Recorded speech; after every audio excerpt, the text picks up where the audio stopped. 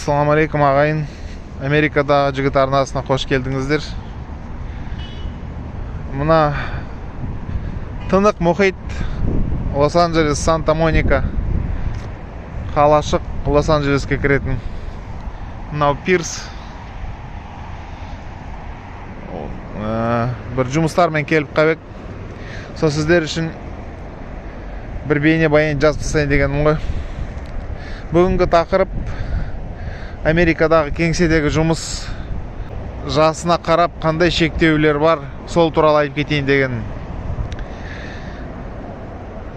Енді офисте, кеңседе жұмыс жасайтын адамдардың екі түрі бар. Біреулері техникалық мамандар, біреулері офистік мамандар, яғни сатушылар, хатшылар, менеджерлер, сондай бір техникалық салаға қатысы жоқ адамдарда. Сол техникалық салаға қатысы жоқ адамдардың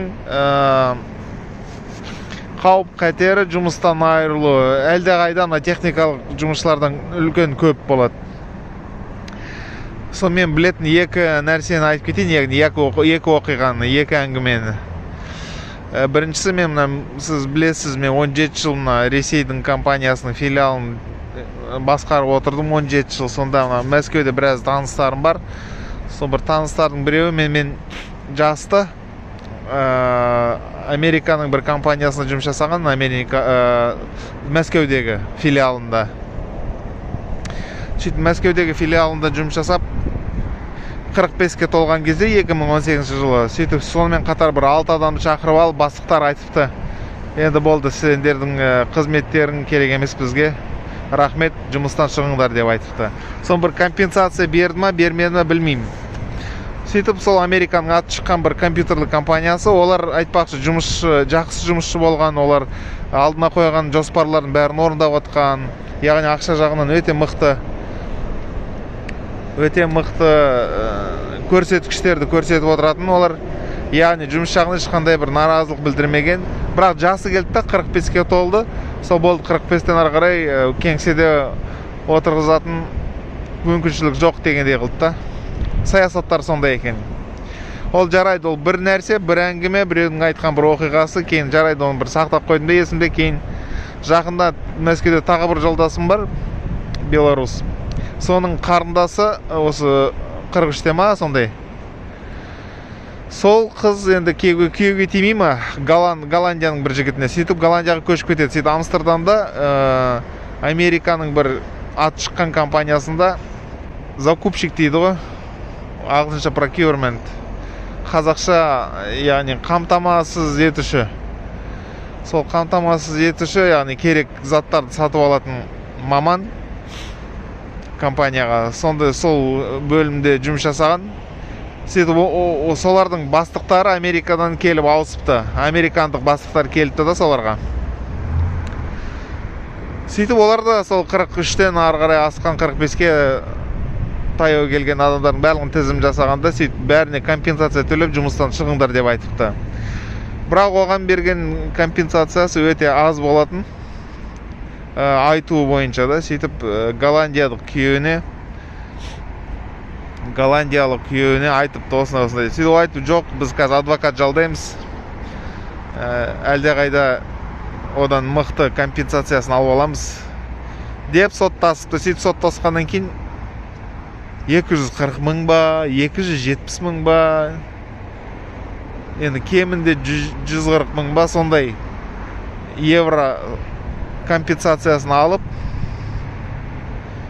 сөйтіп жұмыстан шығыпты. Яғни тоғайтері жұмыстан шыққан компенсация берседер, бір жұмыстан айырылды да, сол 43-45-ке жақын қалды деп жұмыстан шығарып берген ғой оны.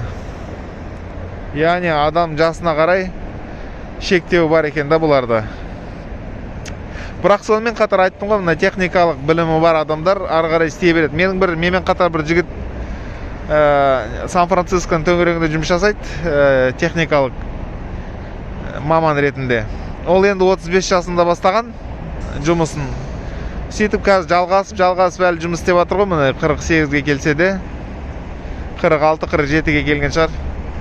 Жұмысын жалғастырып жатыр. Сөйтіп айтады, бөлімшесінде 50-ден 60-қа жақын келген адамдар да жұмыс жасап жатыр дейді. Бірақ олар техникалық жұмысшылар. Олар мынандай көзге көрінбейді. Кеңседе отырады, жұмыс жасайды. Олардың міндеттемелері белгілі. Техникалық жұмысын атқару керек. Яғни өндіріске қатысты мамандарға қатты тиіспейді екен. Сол, бір жағынан сол техникалық мамандарға онша тиіспейді, егер 10 жыл тәжірибең болса Америкада. Ал енді жаңадан келіп, мен сияқты мына техникалық жұмысшы ретінде өз-өзіңді ұсынатын болсаң, олар қабылданбайтын сияқты. Себебі мына 2 жыл болды ғой, жұмыс таппай. Қазір қойдым тіпті мына жұмыс дегенді. Яғни шектеу бар. Ағылшынша ageism дейді. Соны біліңіздер енді. 35-ке дейін келу керек қой Америкаға бір жұмыс жасап қалам десеңіз. Ары қарай қиынға ұшырайды. Әсіресе мына 40-тан ары қарай келетін болсаңыз, тек қара жұмыс, тек өз бизнесіңізді ашпасаңыз, өз жұмысыңыз, өз кәсібіңізді бастамасаңыз, біреуге айлыққа жұмыс жасау 40-тан асқаннан кейін мүмкін емес деп ойлаймын. Жұмыс табу қиын. Әсіресе қазір экономикалық дағдарыс болып жатқан кезде тіпті оңай емес. Сол, арнамда қалыңыздар. Енді қызық болсын сіздерге мына осы бейнеден кейін осы көшеде ойнап жатқан музыканттардың ән шырқап жатқандарын сізге осында қосып салып жіберейін. Ал келесі кездескенше сау болып тұрыңыздар. Амандықта кездесейік тағы.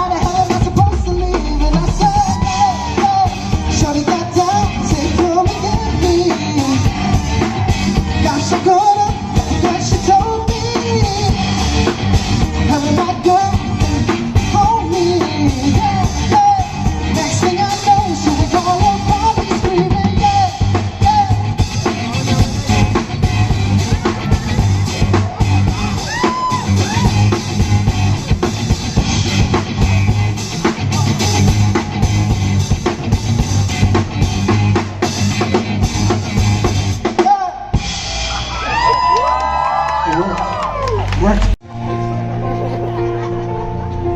Has contributed so much to pop music. Are y'all having a good time though? Yes. Here we go.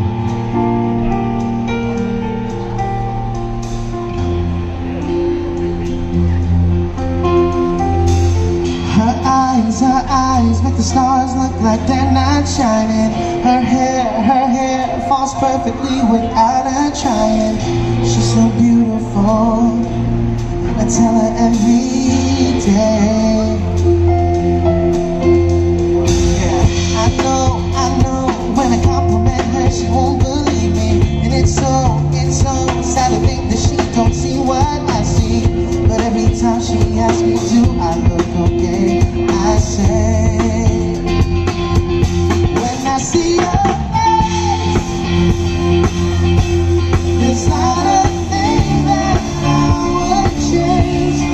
'Cause you're amazing, just the way you are. And when you smile, the whole world stops and stares for a while. 'Cause God, you're amazing, yeah, just the way you are. Yeah. Her lips, I could kiss them all day if she let me. Her laugh, she thinks that I can get so sexy. She's so beautiful, and I tell her every day. Oh, you know, I'll never ask you to change. If perfect's what you're searching for, then just stay the same. So don't even bother asking if you love me, okay? You know what I'm saying? When I see your face, it's